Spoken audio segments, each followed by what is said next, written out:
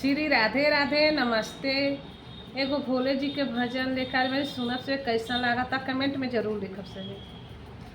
भोले के देखा ले तारसी जाला नैना, भोले के देखा ले तारसी जाला नैना, के चढ़ावे बेल पतिया के फूलवा, के चढ़ावे बेल पतिया के फूलवा, के चढ़ावे या हो भोला धतूरा के पतिया, के चढ़ावे या हो भोला धतूरा के पतिया, के चढ़ावे या हो भोला धतूरा के पतिया।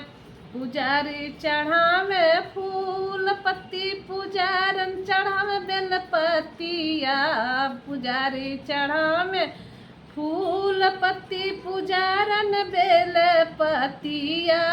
हम चढ़ाइया हो भोला धतूरा के पतिया, हम चढ़ाइया हो भोला धतूरा के पतिया, हम चढ़ाइया हो भोल।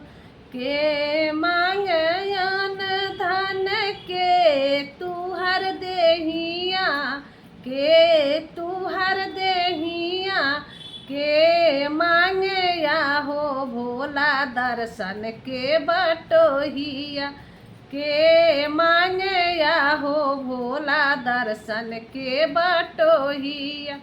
पुजारी मांगे अन धन, पुजारन राउर देहिया, पुजारन राउर देहिया। हम मांगिया हो भोला दर्शन के बटोहिया, हम मांगिया हो भोला दर्शन के बटोहिया। भोला के देखा ले तरस जाला नैना, भोले के देखा ले तरस जाला नैना।